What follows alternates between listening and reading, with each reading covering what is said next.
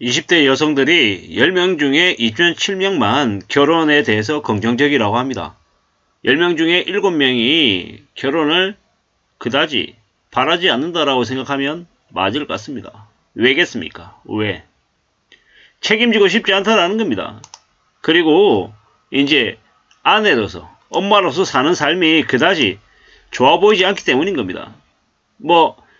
이제 10명 중에 7명이라고 하는 이 사람들이 자신의 부모를 봤을 때 그다지 행복해 보이지 않는다라는 겁니다. 그래서 아마 긍정적으로 보지 않는 것 같습니다. 결국 2023년 한국 사회가 어떤지를 보여주는 하나의 예시 같은데요. 보통 사람들의 삶이 매우 우울하다라고 이제 보면 맞을 것 같습니다.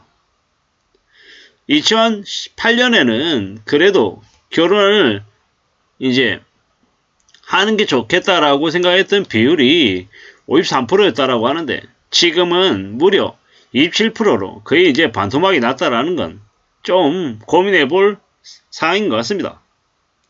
2008년에 비해서 지금 무려 이제 15년이 지난 지금 그때에 비해서 사는 게 더 안 좋아졌다라고 이제 보면 맞을 것 같습니다. 30대 여성도 결혼을 하겠다라고 이야기하는 게 32%랍니다. 같은 기간, 그러니까 2008년에 동일하게 51%였는데 지금 32%로 거의 한 20%가량 줄었답니다. 남성도 마찬가지라는데요. 남성도 20대 남성이 결혼을 해야 된다가 72에서 42로 30대 남성도 70%에서 49%로 많이 줄었답니다.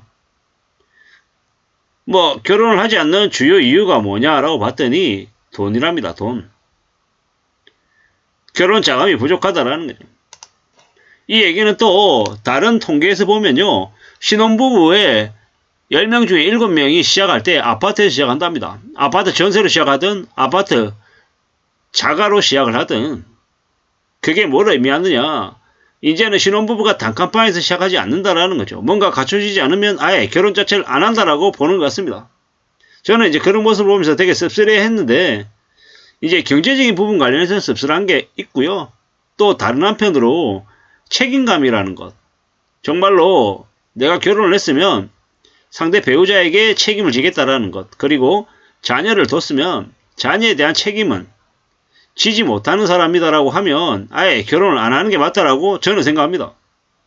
20대 때 못 모르고 그냥 남녀가 좋아서 연애하는 건 아예 가능합니다. 연애하고 물고 빨고 무슨 짓을 해도 괜찮다라고 생각합니다. 법적인 범위를 넘어서지만 않으면요. 근데 이제 결혼을 하게 되면 사실혼을 하게 되면 결국은 책임을 져야 된다라는 거죠. 책임지지 않고 즐기기만 해서는 안 된다라는 거죠. 아이를 키우는 게 쉽습니까? 아니면 결혼을 해서 배우자와 맞춰가며 사는 게 쉽습니까? 쉽지 않은 얘기입니다. 어려운 얘기입니다. 근데 결혼하기 전과 똑같게 행동하고 똑같이 지내면 어떻게 됩니까? 가정 파탄 나는 거죠.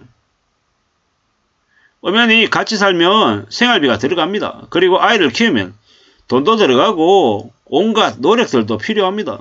그런 것들 안 하고 하기 싫어하면요. 제대로 된 가정 생활이 유지가 되기가 어렵죠.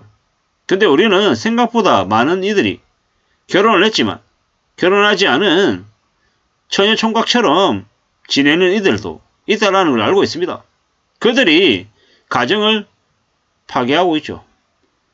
그렇게 나 몰라라고 되는 대로 막 살면 그 아래에 있는 아이들은요. 아이들이 이제 길거리로 뛰쳐나가게 되는 거죠. 길거리가 더 안전하다라고 생각하고 가정에 있지 않고 길거리로 뛰쳐나간다라는 겁니다. 그런 아이들이 밖에서 뭘 하겠습니까? 뭘 해서 먹고 살겠습니까? 씁쓸한 얘기입니다. 몸 파는 거 말고는 없는 거죠. 참 씁쓸한 얘기입니다. 젊은 남자애들 뭐 하겠습니까? 범죄에 동원되고 여자애들요. 몸 파는데 동원되고 그러고 이제 길거리에서 사는 거예요.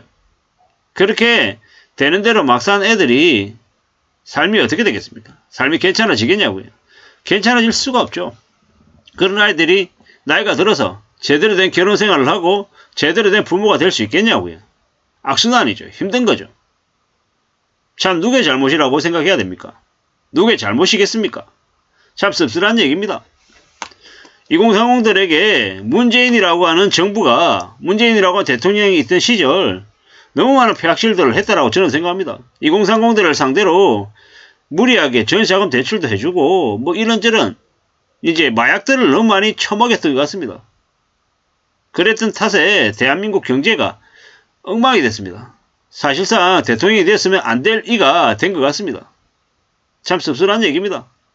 어쩌다가 그런 최악의 대통령을 우리가 만들었나 라는 생각을 해봅니다. 앞으로 이제 부모와 동거하는 캥거루족이 60%랍니다. 60%. 왜겠습니까? 저게 뭘 의미하는 걸까요? 이런저런 여러가지 이유가 있겠지만 뭐 결국은 이제 스스로 책임지는 삶을 살지 못한다라는 겁니다. 책임지지 않는 삶, 책임지지 못하는 삶, 그런 삶을 지금의 2030들에게 문재인 정부나 윤석열 정부나 기득권들, 기성세대들이 준 것 같습니다. 씁쓸한 얘기입니다. 그네들이 솔선수범해야 되는데 그러지 못하다 보니까 어떻게 됐습니까? 많은 이들을 몰락으로 몰아간 거죠.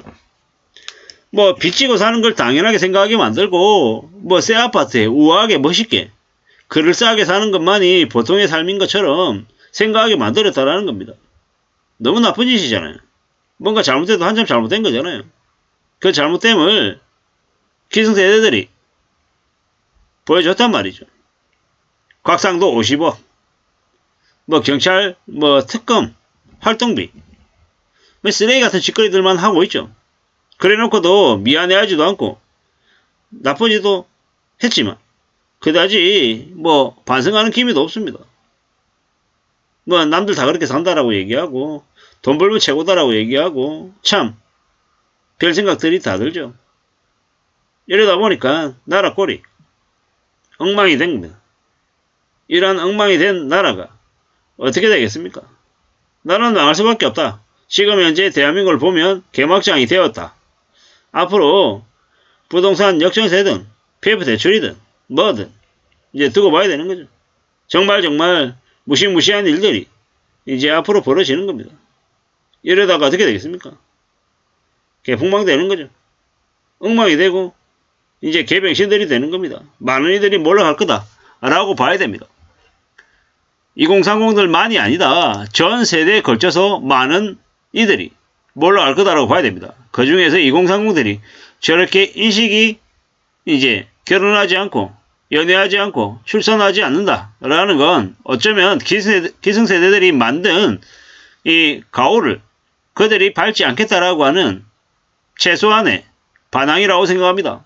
앞으로 2030들이 저렇게 생각하는 한 대한민국의 미래는 없다라고 생각해야 됩니다. 하루빨리 기성세대들이 청년들에게 석고대죄하고 솔선수범할 수 있는 모습으로 변하지